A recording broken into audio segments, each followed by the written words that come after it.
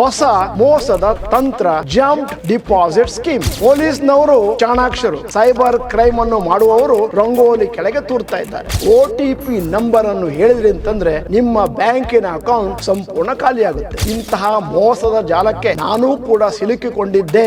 ಅಕೌಂಟಿಗೆ 200 ರೂಪಾಯಿ ಹಾಕಿರ್ತಾರೆ, ವಾಪಸ್ ತಗೊಳ್ಬೇಕಾದ್ರೆ 2000 ಅಂತ ಟೈಪ್ ಮಾಡ್ತಾರೆ. UPI ಬಟನ್ ಗಳನ್ನು ಒತ್ತುವ ಮುಂಚೆ 10 ಸತಿ ಯೋಚನೆ ಮಾಡಿ. ನಮಸ್ಕಾರ. ಇವತ್ತಿನ ದಿನಗಳಲ್ಲಿ ಸೈಬರ್ ಕ್ರೈಮ್ ಅತಿ ಜಾಸ್ತಿ ಆಗ್ತಾ ಇದೆ ಮತ್ತು ಅದರ ವಿಕ್ಟಿಮ್ಸ್ ಅಂದರೆ ಸೈಬರ್ ಕ್ರೈಮ್ ಜಾಲಕ್ಕೆ ಸಿಕ್ಕಿ ನರಳುತ್ತಾ ಇರುವಂಥವರ ಸಂಖ್ಯೆ ಜಾಸ್ತಿ ಆಗ್ತಾ ಇದೆ. ಸೈಬರ್ ಕ್ರೈಮನ್ನು ಮಾಡುವವರ ಸಂಖ್ಯೆ ಕೂಡ ಜಾಸ್ತಿ ಆಗ್ತಾ ಇದೆ. ಅಂಕಿ ಅಂಶಗಳ ಪ್ರಕಾರ ಇಡೀ ಭಾರತ ದೇಶದಲ್ಲಿ ಅಂದಾಜು ನಿಮಿಷಕ್ಕೊಮ್ಮೆ ಒಂದೊಂದು ಸೈಬರ್ ಕ್ರೈಮ್ ಆಗ್ತಾ ಇದೆ. ಕರ್ನಾಟಕವು ಇದರಿಂದ ಹೊರತಾಗಿಲ್ಲ. ಇಂತಹ ಸಂದರ್ಭದಲ್ಲಿ ನಾವುಗಳು ಎಚ್ಚೆತ್ತುಕೊಳ್ಳಬೇಕು. ನಾವುಗಳು ಯಾವುದೇ ಕಾರಣಕ್ಕೂ ಇಂತಹ ಮೋಸದ ಜಾಲಕ್ಕೆ ಸಿಲುಕಿಕೊಳ್ಳಬಾರದು ಅನ್ನುವ ಉದ್ದೇಶದಿಂದ ಇವತ್ತಿನ ಈ ವಿಡಿಯೋನ ಸೃಷ್ಟಿ ಮಾಡಿದ್ದೇವೆ.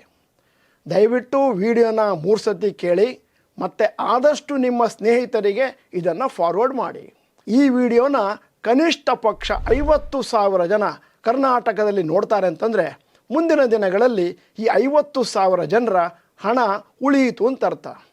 ಮತ್ತು ಮುಂದಕ್ಕೆ ಹೋಗ್ತಾ ಇದ್ದ ಹಾಗೆ ಇವತ್ತು ನಾನು ಮಾತನಾಡ್ತಿರುವಂಥ ವಿಷಯ ಹೊಸ ಮೋಸದ ತಂತ್ರ ಜಂಪ್ಡ್ ಡಿಪಾಸಿಟ್ ಸ್ಕೀಮ್. ದಯವಿಟ್ಟು ಎಲ್ಲರಿಗೂ ಫಾರ್ವರ್ಡ್ ಮಾಡಿ. ಪೊಲೀಸ್ನವರು ಚಾಣಾಕ್ಷರು, ಆದರೆ ಸೈಬರ್ ಕ್ರೈಮನ್ನು ಮಾಡುವವರು ರಂಗೋಲಿ ಕೆಳಗೆ ತೂರ್ತಾ ಇದ್ದಾರೆ. ಇವತ್ತಿನವರೆಗೆ ಭಾರತದಲ್ಲಿ ಸೈಬರ್ ಕ್ರೈಮ್ ಅಪರಾಧಗಳಲ್ಲಿ ಒಂದಷ್ಟು ಸೊಲ್ಯೂಷನನ್ನು ಕಂಡುಕೊಂಡವರು ಕೇವಲ 14%. ಆದ್ದರಿಂದ ನಾವು ಆದಷ್ಟು ಅದರ ಬಗ್ಗೆ ನಮ್ಮ ಅವೇರ್ನೆಸ್ನ ಜಾಸ್ತಿ ಮಾಡ್ಕೋಬೇಕು. ಇವತ್ತು ನಾನು ಮಾತಾಡ್ತಿರೋದು ಜಂಪ್ಡ್ ಡಿಪಾಸಿಟ್ ಸ್ಕೀಮ್. ಇದು ಹೇಗೆ ಕೆಲಸ ಮಾಡುತ್ತೆ, ಮೋಡಸ್ ಆಪರೆಂಡಿ. ಈ ಸ್ಕ್ಯಾಮ್ನಲ್ಲಿ ಈ ಮೋಸಗಾರರು ಏನು ಮಾಡ್ತಾರೆ ಅಂತಂದರೆ ನಿಮ್ಮ ಅಕೌಂಟಿಗೆ 100, 200, 300, 400, ಕೆಲವೊಮ್ಮೆ 3,000, 5,000 ರೂಪಾಯಿನ ಜಮಾ ಮಾಡ್ತಾರೆ. ಪ್ರತಿಯೊಬ್ಬರಿಗೂ ಒಂದು ಹ್ಯಾಬಿಟ್ ಏನು ಅಂತಂದರೆ ಅವರ ಗೂಗಲ್ ಪೇ, ಫೋನ್ಪೇನ ಆಗಾಗ ಚೆಕ್ ಮಾಡ್ತಿರ್ತಾರೆ, ಎಲ್ಲಿಂದ ಅಲ್ಲಾದರೂ ದುಡ್ಡು ಬಂದಿದೆಯಾ ಅಂತ. ಸೈಬರ್ ಕಳ್ಳರು ಇದರ ಉಪಯೋಗವನ್ನು ಮಾಡ್ಕೊಳ್ತಾರೆ. ನಿಮಗೆ 200, 300 ರೂಪಾಯಿ ಕಳಿಸ್ಕೊಡ್ತಾರೆ. ಮತ್ತು ನೀವು ಅದನ್ನು ನೋಡಿದ ತಕ್ಷಣವೇ ನಿಮಗೆ ಫೋನ್ ಮಾಡ್ತಾರೆ, ನಿಮ್ಮ ಅಕೌಂಟಿಗೆ ಬೈ ಮಿಸ್ಟೇಕ್ ನಾವು 300 ರೂಪಾಯಿನೋ 500 ರೂಪಾಯಿನೋ 2,000 ರೂಪಾಯಿನೋ ಜಮಾ ಮಾಡಿದ್ದೇವೆ, ದಯವಿಟ್ಟು ಆ ಹಣವನ್ನು ನಮಗೆ ವಾಪಸ್ ಕೊಡಿ. ತಕ್ಷಣವೇ ನಿಮಗೆ ಒಂದು ರಿಟರ್ನ್ ಮನಿಗೆ ರಿಕ್ವೆಸ್ಟು ಕಳಿಸ್ಕೊಡ್ತಾರೆ ಮತ್ತು ನಿಮಗೆ ಅರ್ಜೆಂಟ್ ಮಾಡ್ತಾರೆ, ಈ ದುಡ್ಡನ್ನು ನಾನು ಬೇರೆ ಯಾರಿಗೂ ಕಳಿಸ್ಬೇಕು, ದಯವಿಟ್ಟು ಹಣವನ್ನು ಬೇಗ ವಾಪಸ್ ಕೊಡಿ. ನೀವು ಕೂಡ ಅರ್ಜೆಂಟಲ್ಲಿರ್ತೀರಿ, ಯಾವುದನ್ನು ನೋಡದೆ ಕ್ಲಿಕ್ ಮಾಡ್ತೀರಿ. ಅಲ್ಲಿ ಅವರು ಮಾಡುವಂಥ ಮೋಸ ಏನು ಅಂತಂದರೆ ನಿಮಗೆ ಅಕೌಂಟಿಗೆ 200 ರೂಪಾಯಿ ಹಾಕಿರ್ತಾರೆ, ವಾಪಸ್ ತೊಗೊಳ್ಬೇಕಾದ್ರೆ 2,000 ಅಂತ ಟೈಪ್ ಮಾಡ್ತಾರೆ. ಹಾಗೆ ನಿಮ್ಮ ಅಕೌಂಟಿಂದ ದುಡ್ಡು ಹೋಗುತ್ತೆ.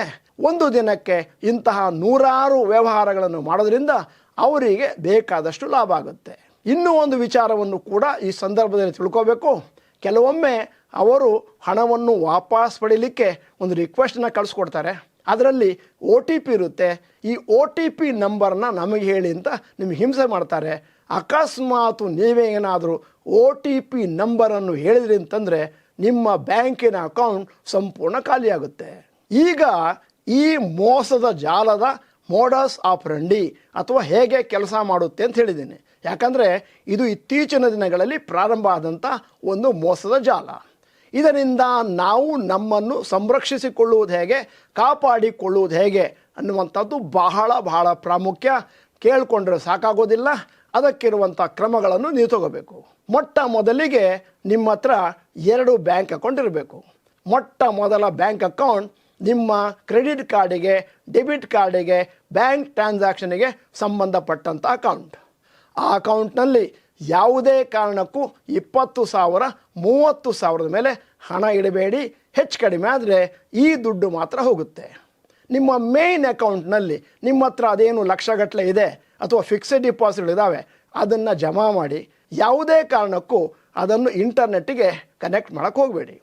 ಅಕಸ್ಮಾತ್ ನಿಮ್ಮ ಮೊದಲನೇ ಅಕೌಂಟಲ್ಲಿ ಏನಾದರೂ ಹಣ ಖಾಲಿಯಾಗಿದೆ, ಇನ್ನೊಂದಷ್ಟು ಹಣ ಬೇಕು ಅಂತಂದರೆ ನಿಮ್ಮ ಎರಡನೇ ಅಕೌಂಟಿಂದ ಆವಾಗ 20,000 30,000 ಮಾತ್ರ ಟ್ರಾನ್ಸ್ಫರ್ ಮಾಡಿ.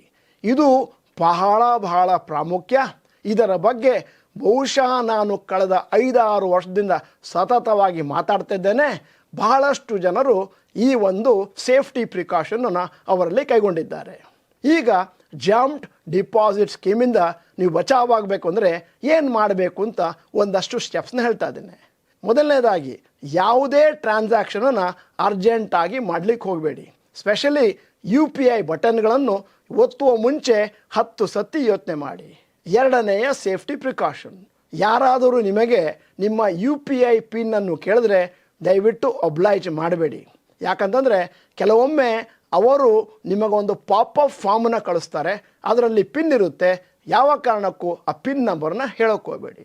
ಮೂರನೆಯ ಸೇಫ್ಟಿ ಪ್ರಿಕಾಷನ್, ಈ ಥರ ಮೋಸ ಮಾಡುವವರು ಬೇಕಂತ ನಿಮಗೆ ಜಾಸ್ತಿ ಸಮಯವನ್ನು ಕೊಡೋದಿಲ್ಲ. ಅರ್ಜೆಂಟಾಗಿ ಕ್ಲಿಕ್ ಮಾಡಿ ಹಣ ವಾಪಸ್ ಕೊಡಿ ಅಂತ ದುಂಬಾಲು ಬೀಳ್ತಾರೆ. ಅಂತಹ ಸಂದರ್ಭದಲ್ಲಿ ಬೇಕಂತ 10-15 ನಿಮಿಷದವರೆಗೆ ಯೋಚನೆ ಮಾಡಿ, ಆಮೇಲೆ ಅವರ ದುಡ್ಡು ನಿಮ್ಮ ಅಕೌಂಟಿಗೆ ಬಂದದ್ದು ನಿಜ ಅಂತಾದರೆ ಆವಾಗ ಮಾತ್ರ ಹಣವನ್ನು ವಾಪಸ್ ಕೊಡುವಂಥ ಪ್ರಕ್ರಿಯೆಯನ್ನು ಕೈಗೊಳ್ಳಬಹುದು. ತಕ್ಷಣವೇ ಮಾಡಲಿಕ್ಕೆ ಹೋಗಬೇಡಿ. ನಾಲ್ಕನೇ ಪ್ರಿಕಾಷನ್ ಬಹಳ ಇಂಪಾರ್ಟೆಂಟ್. ಅಕಸ್ಮಾತ್ ನಿಮ್ಮ UPI ಅಕೌಂಟಿಗೆ ಒಂದಷ್ಟು ಹಣ ಸಂದಾಯ ಆಗಿದೆ ಅಂತಂದರೆ ಮುಂದಿನ 15-30 ನಿಮಿಷ ಯಾವ ಕ್ರಮವನ್ನು ಜರುಗಿಸಬೇಡಿ. ಅಷ್ಟೊತ್ತಿಗಾಗಲೇ ಆ ಮೋಸಗಾರರ ತಾಳ್ಮೆ ಕಳೆದೋಗಿರುತ್ತೆ. ನಿಮ್ಮನ್ನು ಬಿಟ್ಟು ಬೇರೆ ಕಡೆ ಕಾನ್ಸಂಟ್ರೇಟ್ ಮಾಡ್ತಾರೆ ಮತ್ತು ಅವರು ಕಳಿಸಿದಂಥ UPI ಪಾಪಪ್ ಏನಿದೆ ಅದರ ಅವಧಿ ಕೂಡ ಮುಗಿದೋಗುತ್ತೆ. ಈ ಸಂದರ್ಭದಲ್ಲಿ ನಿಮ್ಮಲ್ಲಿ ಒಂದು ಕುತೂಹಲ ಇರ್ಬೋದು. ಈ ಥರದ ಮೋಸದ ಜಾಲಕ್ಕೆ ಬಲಿಯಾಗುವವರು ಕೇವಲ ವಯಸ್ಸಾದವರು. ತಪ್ಪು. ನಮ್ಮ ಅಂಕಿಅಂಶಗಳ ಪ್ರಕಾರ ಬಹಳಷ್ಟು ಜನ ಟೆಕ್ ಸಾವಿಯಾಗಿದ್ದವರು ಕೂಡ ತಮ್ಮ ಹಣವನ್ನು ದೊಡ್ಡ ಮೊತ್ತದಲ್ಲಿ ಕಳ್ಕೊಂಡಿದ್ದಾರೆ. ಜಂಪ್ಡ್ ಡಿಪಾಸಿಟ್ ಸ್ಕೀಮ್ ಅನ್ನುವಂಥದ್ದು ಈ ಮೋಸಗಾರರ ಹೊಸ ಮೋಸದ ತಂತ್ರ. ದಯವಿಟ್ಟು ಇದರ ಬಗ್ಗೆ ಎಲ್ಲರಿಗೂ ಅರಿವು ಮೂಡಲಿ ಅನ್ನುವಂಥ ಕಾರಣದಿಂದ ಈ ವಿಡಿಯೋನ ಸೃಷ್ಟಿ ಮಾಡಿದ್ದೇವೆ. ಮತ್ತು ಕರ್ನಾಟಕ ಟಿವಿಯ ಸಮಸ್ತ ವ್ಯೂವರ್ಸ್ ಏನಿದ್ದಾರೆ ಅವರು ಕೂಡ ಇದರ ಬಗ್ಗೆ ಎಚ್ಚೆತ್ತುಕೊಳ್ತಾರೆ ಅಂತ ಊಹಿಸ್ತೇನೆ. ಆದಷ್ಟು ಜನರಿಗೆ ಇದನ್ನು ಫಾರ್ವರ್ಡ್ ಮಾಡಿ. ವಿಡಿಯೋದ ಕೊನೆಯಲ್ಲಿ ಒಂದು ಇಂಟ್ರೆಸ್ಟಿಂಗ್ ಪ್ರಶ್ನೆ ಕೇಳ್ತಾ ಇದ್ದೇನೆ. ಹಿಂದಿನ ದಿನಗಳಲ್ಲಿ ನಿಮಗೆ ಈ ಥರದ ಪ್ರಕ್ರಿಯೆ ಏನಾದರೂ ಆಗಿದೆಯೇ? ಮತ್ತು ನಿಮ್ಮ ಸ್ನೇಹಿತರು ಯಾರಾದರೂ ಇಂತಹ ಮೋಸದ ಜಾಲಕ್ಕೆ ನಾನೂ ಕೂಡ ಸಿಲುಕಿಕೊಂಡಿದ್ದೆ ಅಂತ ಏನಾದರೂ ಹೇಳಿದ್ರೆ ಅದನ್ನು ದಯವಿಟ್ಟು ನೀವು ನಮ್ಮ ಚಾಟ್ ಬಾಕ್ಸ್ನಲ್ಲಿ ಟೈಪ್ ಮಾಡಿ. ಅದನ್ನು ಓದಿದ ಮೇಲೆ ಇತರರು ಕೂಡ ಒಂದಷ್ಟು ಜಾಗೃತಗೊಳ್ತಾರೆ. ವಿಡಿಯೋನ ಸಂಪೂರ್ಣವಾಗಿ ನೋಡಿದ್ದಕ್ಕೆ ಧನ್ಯವಾದಗಳು. ನಮಸ್ಕಾರ.